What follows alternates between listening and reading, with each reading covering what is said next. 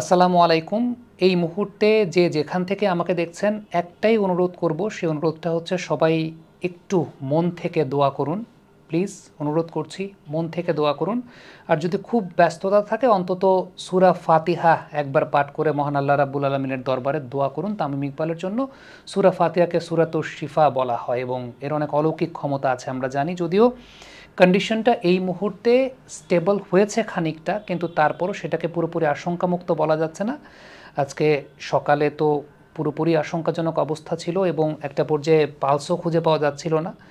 এবং সবচাইতে গুরুত্বপূর্ণ ব্যাপার যেটা ছিল সেটা হচ্ছে যে সিপিআরের কথা আমরা জেনেছি। তারপর দেবুদা, দেবব্রত পাল, যিনি ম্যাচ রেফারি ছিলেন, তিনি পরবর্তী সময় বিভিন্ন গণমাধ্যমে অনেক ব্যাখ্যা দিয়েছেন। তিনি যেহেতু সামনেই ছিলেন বা ইনস্ট্যান্ট ওই সিচুয়েশনটা দেখেছেন, সব কিছু মিলিয়ে সকল ডাক্তারের উপরে তো আসলে একজন ডাক্তার বসে আছেন, তার হাতেই তো সব কিছু। তার অশেষ রহমত যে এই মুহূর্তে কন্ডিশনটা একটু স্টেবল হয়েছে। তবে সেই সঙ্গে ডক্টর সাহেব যারা ছিলেন সেই জায়গাটায়, যে হসপিটালে ট্রিটমেন্টটা হয়েছে, সেই সকল ডক্টর সাহেবদের প্রতিও একটা কৃতজ্ঞতা অবশ্যই প্রকাশ করতে হয়, কারণ তারা তাদের কাজটা ঠিকঠাক মতো করেছেন, অত্যন্ত আন্তরিকতার সঙ্গে করেছেন এবং যথেষ্ট প্রোঅ্যাক্টিভ তারা ছিলেন। যথেষ্ট প্রোঅ্যাক্টিভ থেকে তারা সেই কাজটা করেছেন এবং ডক্টর সাহেবদের অসংখ্য ধন্যবাদ, অসংখ্য কৃতজ্ঞতার জায়গাটা। এবং মহান আল্লাহ রাব্বুল আলামিন ইনিশিয়াল ধাক্কাটা বাঁচিয়ে দিয়েছেন তামিম ইকবাল খানকে, সেটা একটা খুব মানে ভেতর থেকে বলতে চাইলে মহান আল্লাহ রাব্বুল আলামিনের প্রতি অশেষ কৃতজ্ঞতার জায়গা। কিন্তু তারপরও এখনও সিচুয়েশনটা আসলে আশঙ্কামুক্ত না। আমি বারবারই আসলে দোয়ার দরখাস্ত করব দর্শক যারা যেখান থেকেই দেখছেন এই মুহূর্তে। এবং ওই যেটা বলছিলাম যে অন্তত সূরা ফাতিহা একবার প্লিজ পাঠ করবেন, অন্তত যারা দেখছেন। খুব যদি ব্যস্ত থাকেন, আমি আজকে একটা বিষয়ে দেখেছি, সেটা হচ্ছে যে প্রফেশনালি বা পেশাগতভাবে হয়তো বা তামিম ইকবাল খানের সঙ্গে অনেকের অনেক দ্বিমতের জায়গা আছে, অনেকের অনেক দ্বিমতের জায়গা থাকে, বা যারা হয়তো বা বলেন পেশাগত জায়গা থেকে তামিম ইকবালের ব্যাপারে দ্বিমত পোষণ করেন, আমি তাদেরকেও আজকে দেখেছি দোয়ার দরখাস্ত করতে। তাদেরকেও দেখেছি এই মানুষটার সুস্থতা কামনা করার জন্য। তার মানে বোঝা যায় যে এই মানুষটা আসলে কতটা সম্মানের। বাংলাদেশের ক্রিকেট যারাই রিপ্রেজেন্ট করেছেন, দ্বিমতের জায়গা, পেশাদারিত্বের জায়গায় ভিন্ন মতের জায়গাটা থাকে, কিন্তু মানুষ হিসেবে সেই মানুষগুলো আসলে কতটা সম্মানের, কতটা ভালোবাসা, সেই বিষয়টা আমার কাছে মনে হয় বহিঃপ্রকাশিত হয়েছে। এবং আশা করব মহান আল্লাহ রাব্বুল আলামিন ওই ক্ষমতাটা তামিম ইকবাল খানকে দেবেন, তিনি সুস্থ হয়ে সেই ভালোবাসাগুলো দেখবেন।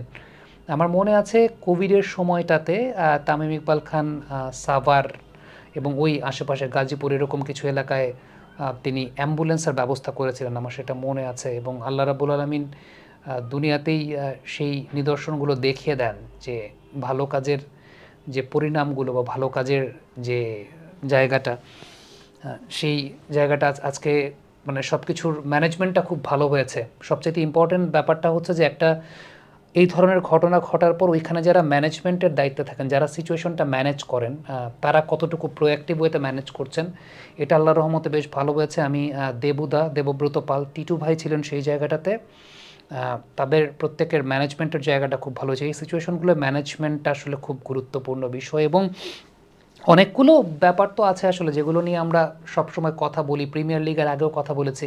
ওয়ালটন আবারো মিলিয়নিয়ার অফারে ওয়ালটন ফ্রিজ কিনে আপনিও হয়ে যেতে পারেন মিলিয়নিয়ার। প্রিমিয়ার লিগটা যেহেতু একটু হাই ইন্টেন্সিটির ক্রিকেট খেলা হয় এবং এই প্রিমিয়ার লিগে ম্যাক্সিমাম প্লেয়ার যারা খেলেন একটা বড় অংশ থাকে 30 বছরের উপরে। তো আগে একটা সময় ছিল কিন্তু প্রিমিয়ার লিগ আজকে যেমন মানে অ্যাম্বুলেন্স ছিল মাঠে, অ্যাম্বুলেন্স থাকাতে হসপিটালে নিয়ে যাওয়া সম্ভব হয়েছে। একটা সময় কিন্তু প্রিমিয়ার লিগে মাঠে অ্যাম্বুলেন্স থাকতো না। আমার মনে আছে 2019 সালে যমুনা টেলিভিশন একটা রিপোর্ট প্রচারিত হয়েছিল যে ভ্যান দিয়ে প্লেয়াররা অসুস্থ হলে, সরোয়ার্দী শুভর মাথায় একবার বল লেগেছিল মনে হয়, আমার মনে আছে, ভ্যান দিয়ে প্লেয়ারদেরকে অসুস্থ হলে পরে চিকিৎসা দিতে নিয়ে যাওয়া হতো। কিন্তু যমুনা টেলিভিশনের ওই রিপোর্টটা হওয়ার পর এই জায়গাটায় অ্যাম্বুলেন্সের ইনক্লুশনটা হয়েছে, সিসিডিএম অ্যাম্বুলেন্স রাখার শুরু করেছে এর পরবর্তী সময় থেকে। কোভিডের সময়ও দেখছিলাম যে অ্যাম্বুলেন্স রাখা হচ্ছে। সো অ্যাম্বুলেন্স ছিল ওই জায়গায়, ম্যানেজমেন্টটা খুব দ্রুত হয়েছে, সেটা খুব ইম্পর্ট্যান্ট।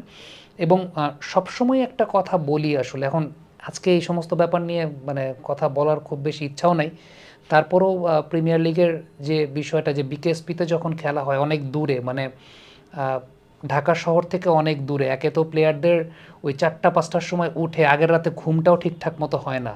আগের রাতে ঘুমটাও ঠিকঠাক মতো হয় না।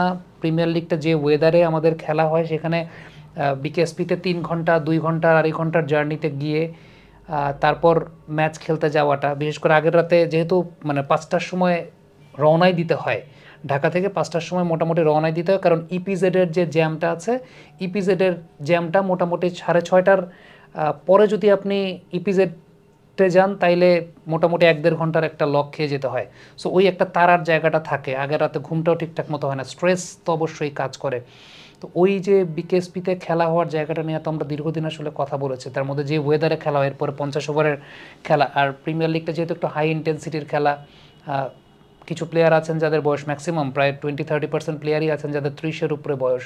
সো ওইটা একটা ট্রানজিশনাল ফেজ নিজের বডির জায়গাটাতে। সো সব কিছু বিবেচনায় সবসময় তো এই ব্যাপারে কথা হয়। আমার কাছে মনে হয় যে এখন ওই সচেতনতার জায়গাটা একটা ওয়েক আপ কল অন্তত। আমরা তো পূর্বাচল স্টেডিয়াম করার জন্য মাঠটাকে আমরা প্রিপেয়ার করতে পারি নাই। এর মধ্যে তো আসলে ঢাকার আশেপাশেই বা ঢাকার কাছাকাছি মাঠ রেডি হয়ে যাওয়াটা আসলে উচিত ছিল।